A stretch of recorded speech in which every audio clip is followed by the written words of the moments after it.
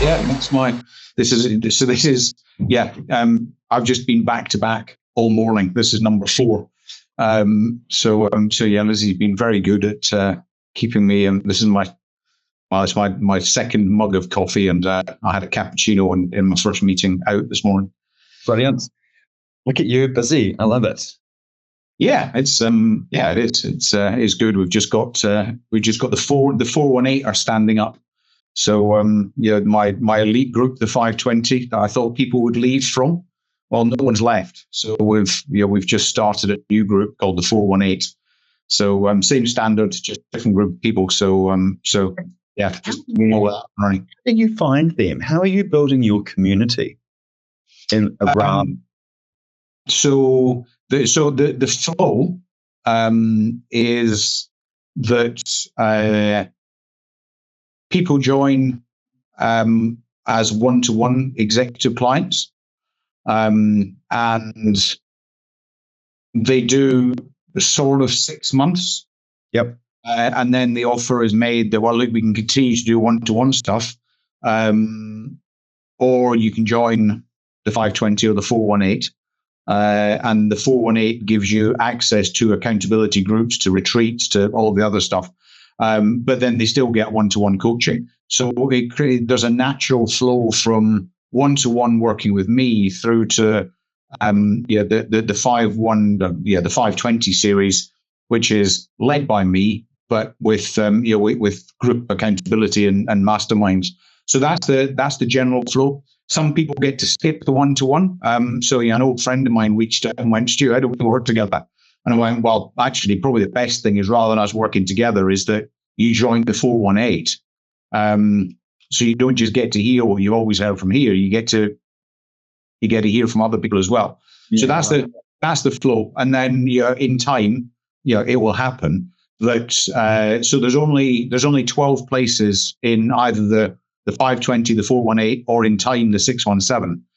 So there's only 36 places, and in time, people will leave. And that creates the space for the next people to join in. And that really is just the flow of, that's the flow of the business. And when all of that's full, that then gives me the capacity for sort of, if I want them two new one-to-one clients a month, or one, but that's a very, very, very satisfying business model. Yeah, it's great, Stu. Great. I love it. And I think, there's so many opportunities, and your challenges scale because you are you're one-on-one. So how you bring other people on, I'd imagine. And so flip it on his head. Yes, I can, you get to the point that I'm full. Okay, fair enough. Because what do you do when you're full? Well, you just rack your prices. You just move to the next, or you move to the next level. I mean, at the moment, I'm sitting in that. I'm just sitting in that sort of businesses of up to $5 million revenue. That's just increasing. That we're now moving into the $5 to $10 million revenue, and then so there's always somewhere new to go. And the business model is just go, well, I just go to the next level. Let's go to the next level. And that then creates space, hopefully. And I've actually got a couple of people coming through the programs who want to start their own coaching business. So what I'm doing is I'm by me continuing to challenge myself, moving into bigger businesses with. I mean, they're not different problems; they're just at a different level problems. Yeah. I'm then creating space that I've got people that I know and trust because they've been through my programs to then say, well, actually, this isn't the level I work at anymore, but you need to talk to them. So, if I remove it from, if I stop thinking about me as scale and I start thinking about as me as a part of the ecosystem, then it's a win-win for everyone. Yeah, that's exciting. I think there's a few things in the pipeline. The CEO table is building. That's interesting, but we're not and we're not pushing commercialization of that yet. We're pushing trust, really, really honing in on the trust layer and what people really want and how we build out that community organically to see then what and how do people organically collect, learn, and share around the tables. So I know that the commercial layer will come in probably more next year. This year, we just have to build that out. And that's a challenge. But the moment you start to push the product. But what we have done, Stu, is we've got the tables, and then the CEO tables drive the Flux insights, which is what we prepare from the tables. And then from that, we have what we're going to start calling the Flux experiences, where will be events, right? Where we host a dinner, and you might come and speak for 20 minutes, really to push them outside of, we've talked about this, and the dinner is wine tasting, whiskey tasting, 5-course, high-end, CEO only, kind of, and more like 30 or 40 people. There's a commercial layer there for us.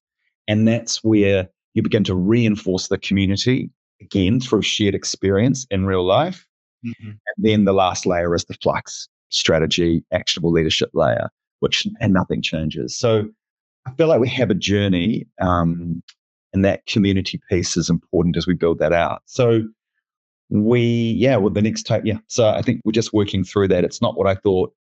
I really enjoy that. Like that, I can see for me being part of and driving a community where we help lift the strategic bandwidth of CEOs in New Zealand is something I'm really passionate about. As are you. So that's why I was asking you about your, kind of what and how you're doing. There's lots of room and opportunities for collab.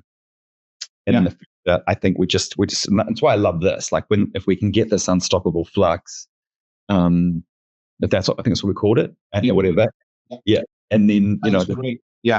And then that we'll see what happens. How does it help? One of the things that we've been hearing from our community is that, or email, get that, but actually audio, things that they can just listen to 10 minutes in the car between meetings of high value. So I think whether whether it's a video or like, it doesn't matter, video or audio, it's both. So I think this is an interesting test. How does this resonate? And then, of course, how do we build out a platform that delivers this into the hands of the CEOs, to the audience? Because that then positions you. We probably need to, let's get a couple of these done, and then we can go, well, we probably need to just be a bit public about our collab, right? In an honest and transparent way, which is we both aligned, we're both passionate about leadership and coaching, Flux on the growth strategy side, you on the human coach side. Great. Once we defined that, and I think I sense that subconsciously you and I have defined it, which is why we're able to do this. It's actually putting the words behind it so that other people can understand it. Yeah, that's right. And you just go, okay, that makes sense. Again, I mean, that's why I love I love the word ecosystem, because that removes that whole concept of competition. It's just, do you know what? We're all in this space trying to do the right thing, and we can't do it by ourselves. So let's just find some good people around about us that, and it's not even about allow us to go faster. It's to allow us to grow our passion to help one another. Other thing, just in other news, I've just finished the fresh draft of my new book. In your spare time. Oh my God! It came along quite quickly. It was one of those that I've been playing with it in the margins of my mind. That there was another, because I think I wrote a novel that I've still got to do a bunch of work on, but our company, because of the number of businesses and chief execs and founders and investors I've been working with, there's sort of been this theme emerging, and I just sat down and wrote it. So hold on. I just sat there and wrote it. What does that look? Are you using Word? Like, what does that look like? Because I'd love to do a book at some point, but it's the how, right? Like getting it all from here. Right. So if we back up to Unstoppable, the second book. Yes. That started out as ramblings on many, many Word documents. And it was just, you're like, okay, well, there's something here and there's an essay there. And then I started talking about the new book. And a mate of mine, Ian, who lives in Las Vegas, not that matters. I was on he was part of an accountability group I was with. And one day on the call, he just leant forward on the screen and went, "Stu, write the fucking book." And I went, yeah. So I went and found a local coffee shop, and I went to that coffee shop every day. I ordered the cappuccino and I wrote 1,500 words. And I wrote those words until my challenge was write every day, 5 days a week, until you've written 100,000 words. And that's the book. And then you go into the editing process. So that took months of every day heading down to the coffee shop. This one's called The Unreasonable CEO. And I knew there were so there's 5 parts to being unreasonable. There's your identity, there are your standards, there's the sacrifices you have to make, there's the command of you and your organization, and then there's the legacy. And what I wanted it to be was, okay, so there's a story, then there is an explainer, then there is what the standard actually is of those 5 steps, and then there is a basically an accountability and implementation piece. So that was the book, and that was in my head. So I just sat down and wrote it. But it was just right. Well, I love it. Okay, I know what it looks like. The focus on the words, not the flow and the editing, is I think what I picked up from that. It's like get it out, just write, then work out. So Bo, my previous coach, when he wrote his words, he went to a coffee shop and he hand wrote his. But he said to me, just write. There were some days I would just go and write swear words on the page until something landed. So my process was when I got in the car. Sometimes when I got in the car to drive down to the coffee shop, I didn't know what I was going to write about that day. And in the car, when the car was when the muse would arrive. Oh, wow. And I'd arrive there. And even now, if you open the book and you read a sentence, I'd be able to go, oh, yeah, that was then, and this was why, and that was why I ended up writing it. That's wow. So just get an idea of a concept and then just start writing. And look, and I had been, I think I'm not, it's not going to happen in the short term, but I think there's something there, but I am dyslexic. So the thought of, I have no problems writing, but it's organization and clarity and order flow. What I'm hearing is. So big, Billy Connolly. Yeah. Scottish comedian. Yeah, of course. And actor. I was reading one of his, because he seems to do one every year at the moment. I read one a couple of years ago and I thought, this doesn't feel like, as I'm reading it, it didn't feel like any of his other books. But at the end of it, it actually said, I actually wrote this book using Otter. And then one of my daughters took the recording and transposed it into the words. And as soon as I read it, I went, that makes sense. So use Otter. That's interesting though. That lost some of his. Well, that's you do lose anyway. I think that's good. That's good. It's good kind of I guess just good framing for me in terms of what it could look like. But anyway, that's okay. First, I have to make my millions. Yeah, I'd like to do the other way around. And trust me, writing a book isn't going to make you millions. Well, it hasn't made me millions yet. But maybe the unreasonable CEO is the one that does it. But they say that the book is not what makes you the millions for most people. It's the credibility it lends to the craft and the application. And that's why, I believe it's very, very unfair to say, oh, my book's my business card. Because, a business card's a bit of paper that you got printed. But to be able to, so to get 1,000 copies of the Unreasonable CEO printed and then sent to 1,000 CEOs as a gift of, hey, look, this is what I'm thinking. That's going to create a conversation, and that's all you're looking for. Yep. And therefore, it's a very powerful brand door opener, reason to call. Yeah, especially once people read it, and you can. Yeah. Anyway, that's good. I look forward to reading. I enjoyed Unstoppable, but I enjoyed Unstoppable because it really was like talking to you. Yeah. Yeah, I think that was I could hear your voice in it, and the stories, and the candor, and the timber. Anyway, that's good. I look forward to it. And that's that was certainly the idea for Unstoppable. The concept behind the new one is different. It's it sort of starts. Let me just read you the first line to give you an idea of where we're headed with it.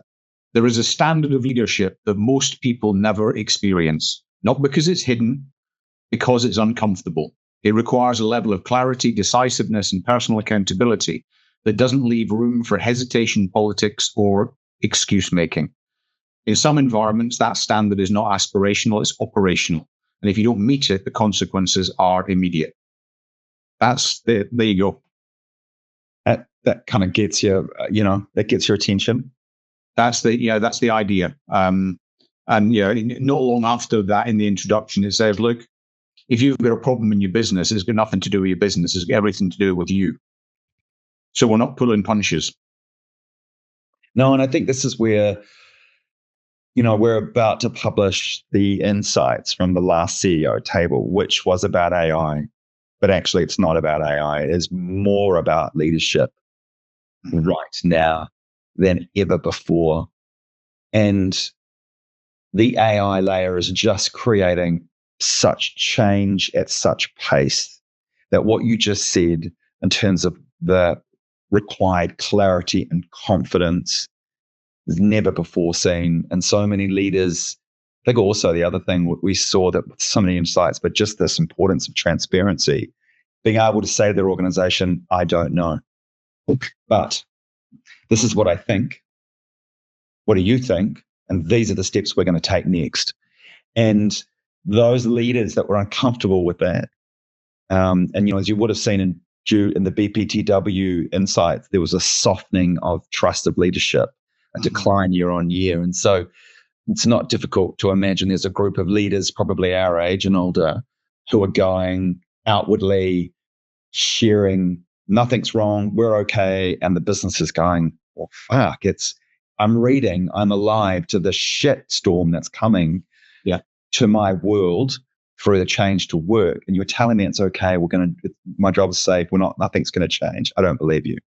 And so that comes to using the unreasonable CEO language. That's where we're screwing our own legacy. Mm-hmm.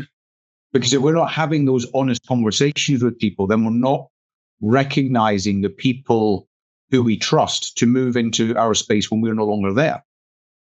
Whether it's because we move on or whether we should stop this or we should start recording because this is gold.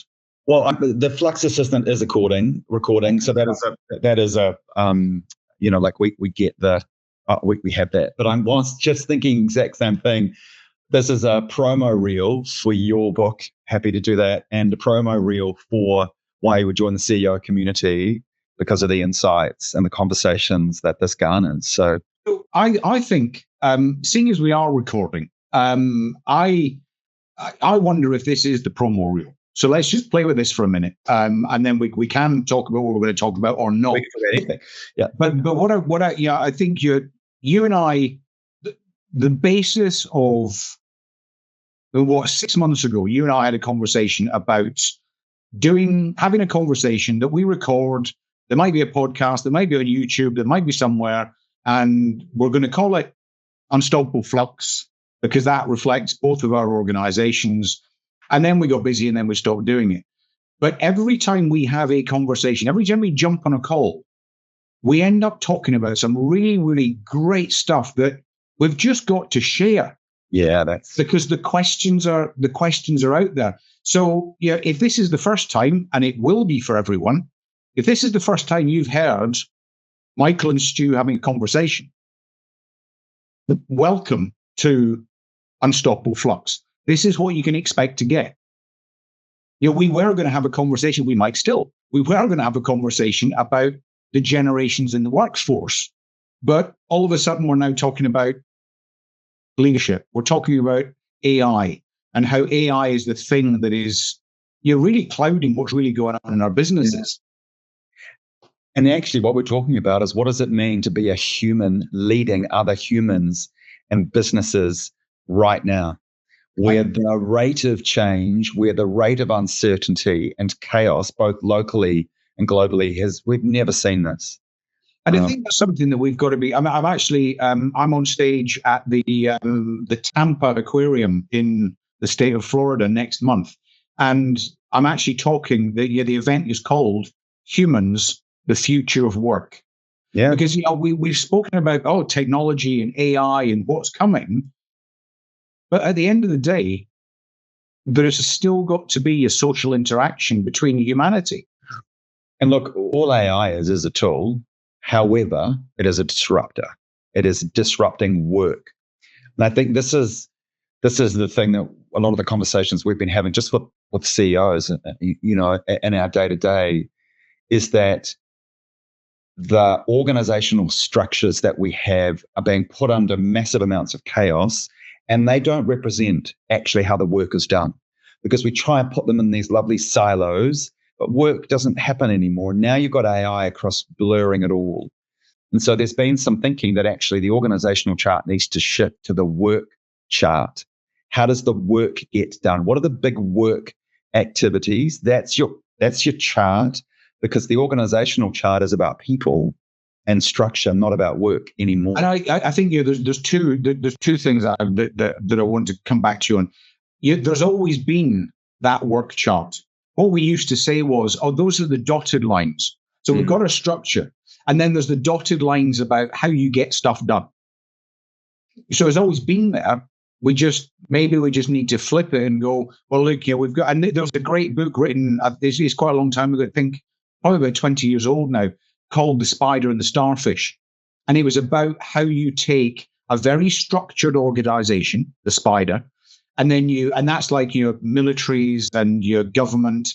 And then you've got the starfish organizations, which are like Apple and Google and Oracle. The idea being that you can take a leg off the starfish and it can grow into a new starfish, a new business, or that leg will grow back.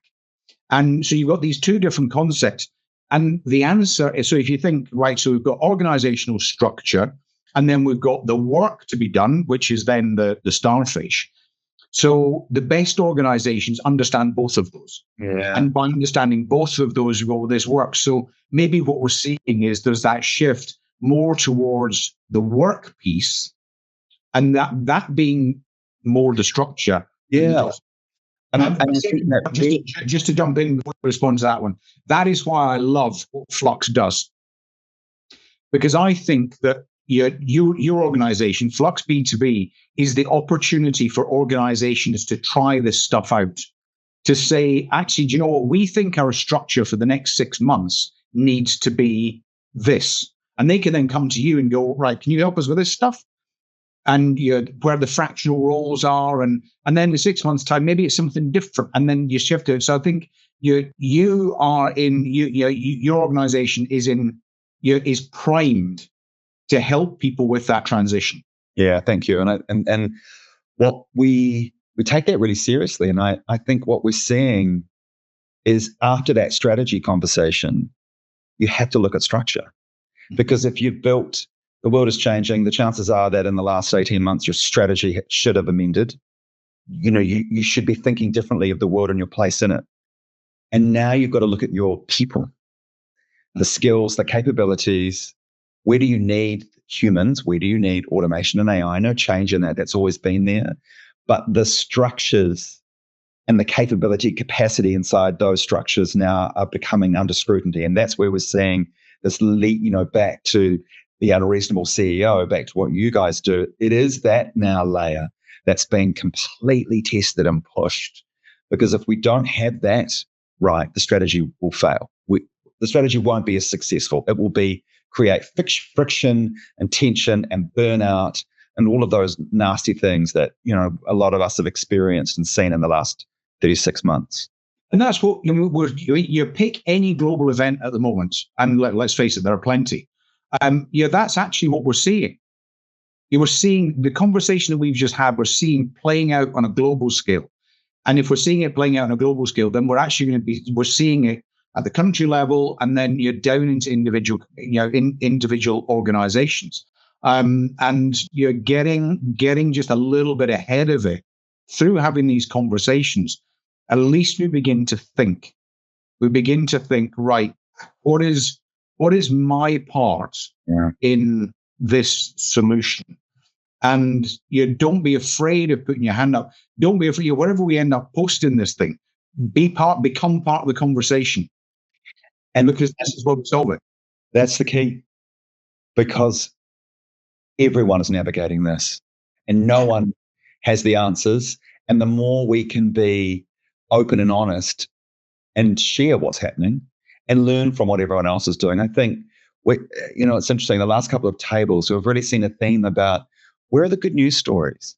Where are we hearing who's doing well? And unfortunately, not wanting to comment on media, but Media New Zealand is, if it doesn't bleed, it doesn't lead. So there's a tendency to not hear those. But I think there's a real gap because there are some incredible leaders and some incredible teams and incredible businesses doing amazing work or recovering from tough times, making tough decisions. And that's as inspirational and aspirational as the wins because we're all navigating chaos. Yeah, and you're right. The media is there to sensationalize our ability to hold a thought is now down to less than 2 minutes. The media recognizes that, so we bounce through the news. I make sure that I watch beyond New Zealand. I watch the US media, the UK. I watch Al Jazeera to get a different viewpoint as well. And I think we've all got to move outside so that the media that we watch or that we read isn't the end of our analysis. It's the beginning of the analysis. Yeah, that's really good. By hearing different accents, different voices, then that little bit more information, and then finding a safe environment like Unstoppable Flux or the CEO table or the 520 or the 418 that I run. By finding those environments, it makes you realize that you're not alone. We're not. That being alone is a choice. Yeah. You don't have to be. And for CEOs and founders, I think they need more of that because it is one of the most loneliest roles, which is why this sort of authentic connection and sharing and open and honest forums. And I love what you do in your groups around the accountability layer, because then there's so many things that we can do, what we say we can do. Holding ourselves to account is a challenge because there's so many draws in our time. But often, I liken this to going and getting a personal trainer. You want to show up having done the work. You want to do the work in front of the personal trainer because you feel like, oh God, I want this person to be proud. I want them to know that I've done the work. And that's what accountability looks like when it is shared out. I remember years ago, I was training to do a mountain marathon in Switzerland. And year one, I just did it by myself. I trained by myself and it was horrible. Year two, my mate from around the corner, Peter, went, well, if you do it again, I'll do it with you. And I was like, I don't even know if I can complete it the first time.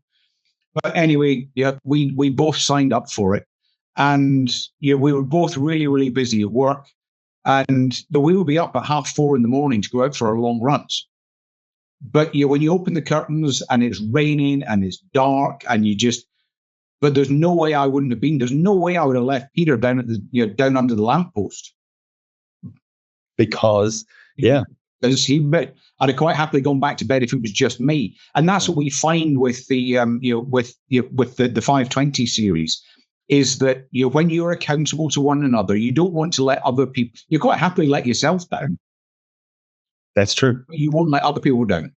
Yeah, and that's where we see the advancement.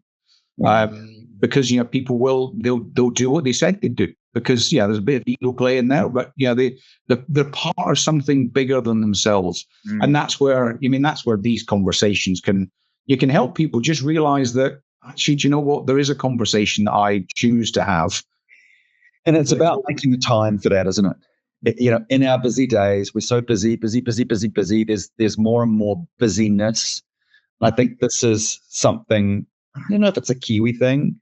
How are you? I'm busy. I have to, because busy doesn't equal productive, doesn't equal commercial outcomes, right? It's just busy. So I think we're beginning to see, as humans, spending more time being humans doing than being humans being. And what came out of the last round of tables was we have to create thinking. Leaders, CEOs and founders need thinking space. They need time to think. Because that's how we grow.